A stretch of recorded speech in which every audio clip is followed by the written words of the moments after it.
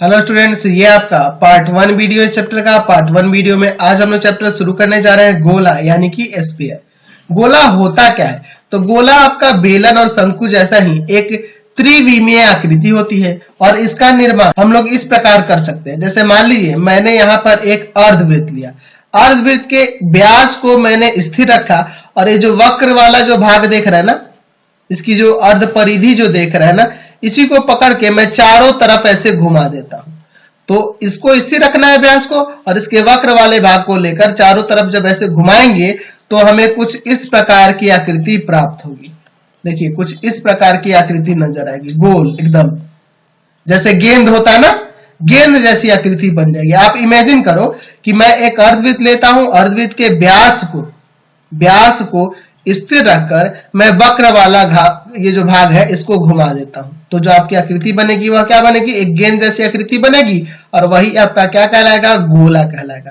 तो आप जो गेंद देखते हैं, फुटबॉल देखते हैं, ये सब कैसी आकृतियां कहलाती हैं?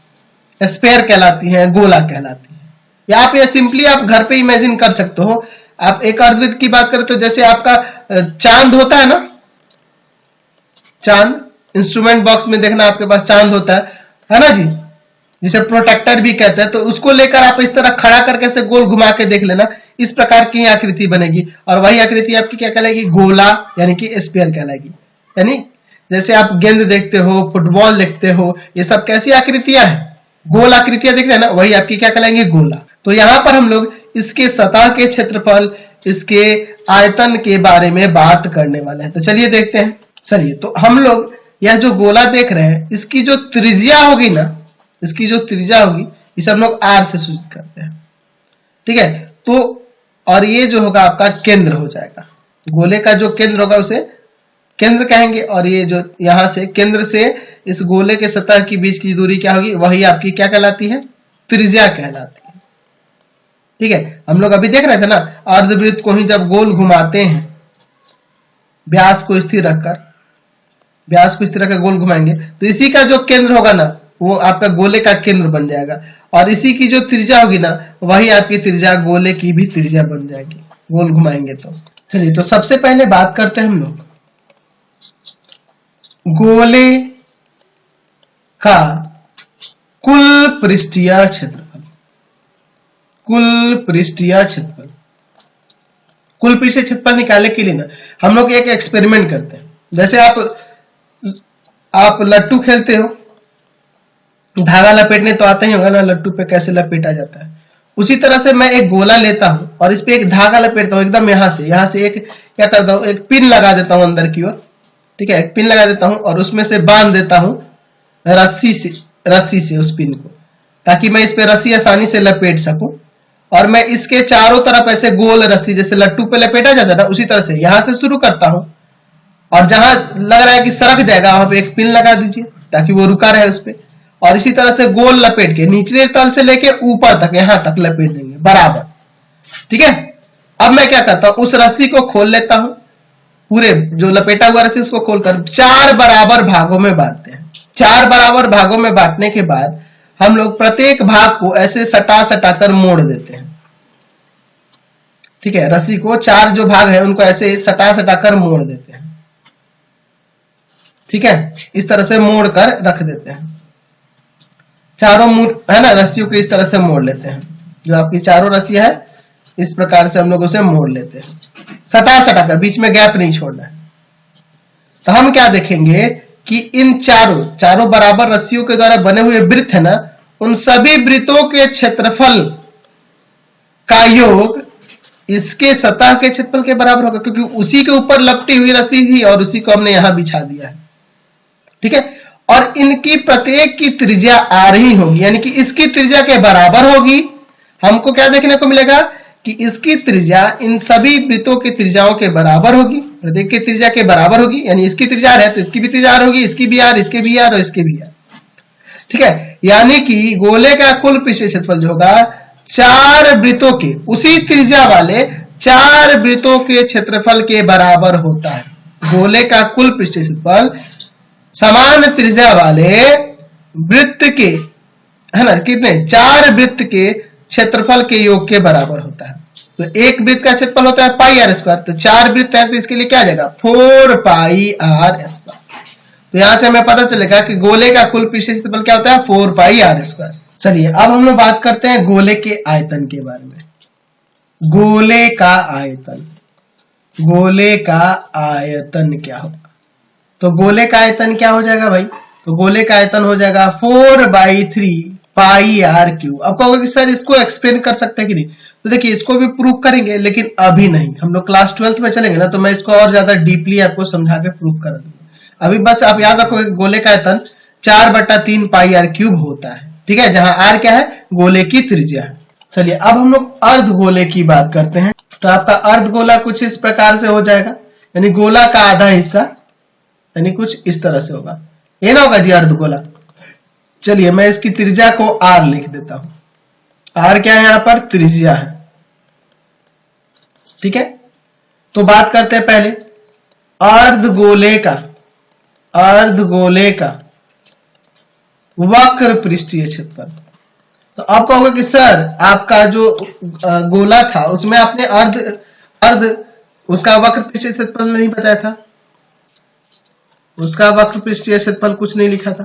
तो देखिए उसमें वक्र पृष्ठीय क्षेत्रफल कुछ नहीं हो क्योंकि उसका सरफेस टोटल पूरा गोल था, ठीक है, तो वो पूरा राउंड था, इसके वजह से नहीं है। यहाँ पे देखिए ये वाला वक्र पृष्ठ हो जाएगा, इस वाले सतह को छोड़ देंगे तो ये आधा होगा ना जी गोले का, यानी कि इसका हो जाएगा 2 पाई आर स्क्वायर।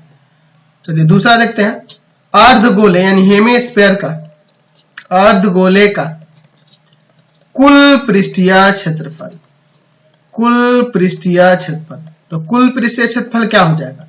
तो कुल पृष्ठीय क्षेत्रफल देखिए ये तो 2 पाई आर स्क्वायर हो गया और नीचे वाला एक वृत्त जुड़ जाएगा यानी कि हो जाएगा 3 पाई आर स्क्वायर। तीसरा अर्ध गोले का आयतन, अर्ध गोले का आयतन, अर्ध गोले का आयतन, अर्ध गोले का आयतन क्या होगा?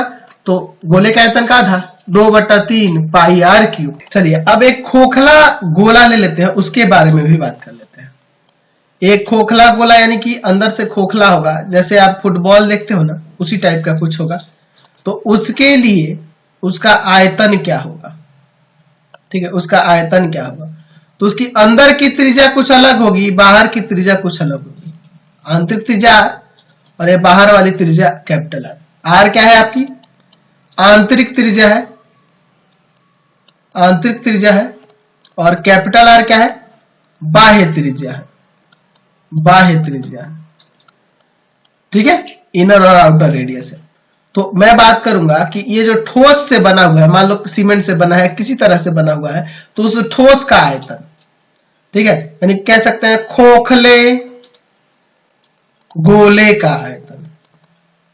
तो मुझे क्या करना होगा, बाहर वाले आयतन में से अंदर का जो खाली आयतन है उसको घटा देना होगा, यानी हो जाएगा 4/3 पाई बड़ा आर का क्यूब माइनस 4/3 पाई छोटा आर का क्यूब।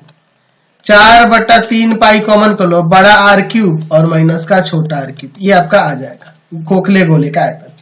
अब पृष्ठीय क्षेत्रफल तो आपको पता ही है, बाहर से कहेगा तो 4 पाई बड़ा आर स्क्वायर और आंतरिक पृष्ठीय क्षेत्रफल कहेगा तो 4 पाई अंदर वाले का रेडियस का स्क्वायर कर देंगे, तो इसमें कोई दिक्कत नहीं है। चलिए तो अब एक खोखला अर्ध गोला ले लेते हैं, जैसे नाद होता है ना उसी टाइप का।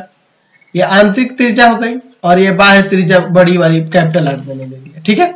चलिए तो इसके आयतन के और इसके पृष्ठीय क्षेत्रफल, तो अगर लिखेंगे खोखले अर्ध गोले का, अर्ध गोले का आंतरिक आंतरिक वक्र पृष्ठीय क्षेत्रफल, तो आंतरिक वक्र पृष्ठीय क्षेत्रफल क्या होगा? तो अंदर वाला त्रिज्या आर है तो उसका हो जाएगा 2 पाई आर स्क्वायर।